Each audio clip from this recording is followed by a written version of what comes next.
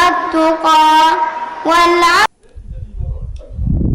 الحمد لله رب العالمين والصلاة والسلام على رسول الله الكريم وعلى آله وعلى أصحابه وعلى من اهتدى بهداه إلى يوم الدين أما بعد. Mes chers frères et sœurs dans la foi islamique, je vous salue dans la salutation islamique.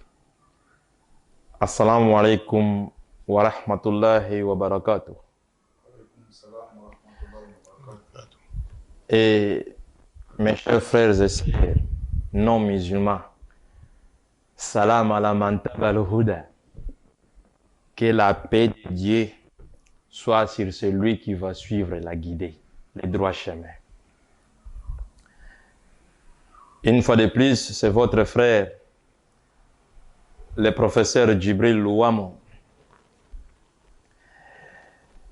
Nous revenons aujourd'hui avec le même thème qu'on a eu à commencer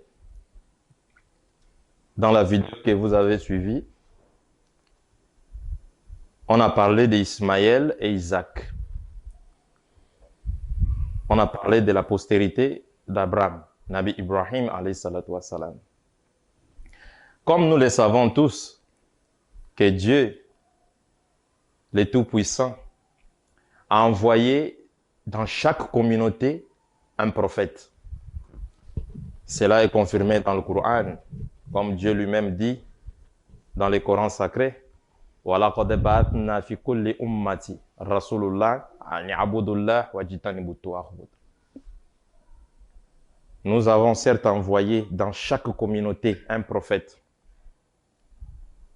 pour enseigner les gens à l'adoration d'un Dieu unique et de se débarrasser des Taghut, c'est-à-dire les œuvres du diable ou les polythéismes. Et Allah subhanahu wa ta'ala, il confirme encore dans le Coran sacré, il dit « Inna li kulli qawmin hadi » Dans chaque communauté, nous avons mis un leader, ça veut dire un guide. Et Allah subhanahu wa ta'ala a dit quelque chose à Nabi Ibrahim alayhi salatu wassalam. Parce qu'aujourd'hui, comme vous le savez, chrétiens, musulmans ou juifs, nous prétendons tous d'être le fils d'Abraham. Ça veut dire que le père de la foi, dans la foi. Pourquoi? Parce que Dieu lui-même a appelé Nabi Ibrahim le père de la foi, dans le Coran comme dans la Bible. Et nous allons utiliser aujourd'hui ces deux livres-là qui vont nous faciliter à comprendre la vérité et à chasser les mensonges. Par la permission d'Allah, la première vidéo qui a seulement fait 12 minutes seulement, et les frères ont appelé de partout, ils ont réclamé, ils ont demandé la suite de la vidéo.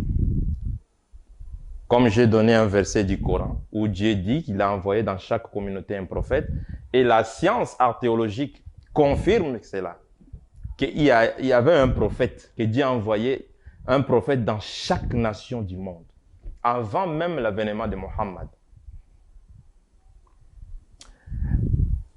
Et comme vous le savez aujourd'hui, parmi nos frères de l'autre côté, qu'on appelle les chrétiens, et nous les musulmans, nous savons tous qu'il y a eu une prophétie que Dieu a fait à Nabi Ibrahim, alayhi salatu wassalam. Dieu a dit à Nabi Ibrahim, dans les livres judéo-chrétiens qu'on appelle la Bible, c'est pourquoi je dis que nous allons utiliser ces deux livres-là, le Coran et la Bible. Mais il ne faut pas faire la confusion. Quand on dit qu'on doit utiliser ces deux livres-là, il y en a ceux qui m'ont posé même des questions. Vous avez dit une fois au professeur Djibril que la Bible, ce n'est pas la parole de Dieu. Mais vous, souvent, quand vous parlez, vous utilisez des versets de la Bible et des versets du Coran. Souvent, les gens disent cela. Mais quand on dit que la Bible n'est pas la parole de Dieu, le professeur ne dit pas par là que c'est la parole du diable. Non. C'est-à-dire que c'est un livre qui a été écrit par plus de 40 auteurs. Parmi ces auteurs, d'autres furent inspirés et d'autres ne le furent pas. Donc la Bible constitue les paroles de Dieu et les paroles des hommes. C'est une bibliothèque. Donc, il y a des versets que nous allons soutirer dans la Bible pour essayer un peu de trouver le chemin, d'aider les autres à comprendre la vérité. Mais cela ne veut pas dire que quand on dit que la Bible n'est pas la parole de Dieu, donc du coup, par là, nous disons que c'est la parole du diable. Non. Dans la Bible, il y a la parole de Dieu et la parole des hommes. Maintenant, ici, nous allons utiliser quelques versets de la Bible comme dans le Coran. Cela ne nous étonne pas, parce que Dieu lui-même a dit à son prophète Muhammad sallallahu alayhi wa sallam dans le Coran sacré, كنت في شك مما أنزلنا إليك فاسأل الذين يقرؤون كتابا من قبلك. Nous allons arriver. Le prophète a dit, si tu es dans les doutes, dans tout ce que nous t'avons révélé, demande à ceux qui lisent les livres avant toi. Qui sont ceux qui lisent les livres avant Muhammad? Ce sont les juifs et les chrétiens. Ah, et les gens du livre. Et quel est ce livre-là? Le prophète va interroger à ces gens-là pour trouver la vérité. Voilà, donc la réponse est claire. Par là, nous voulons dire que nous allons utiliser ces deux livres, c'est-à-dire la Bible et le Coran.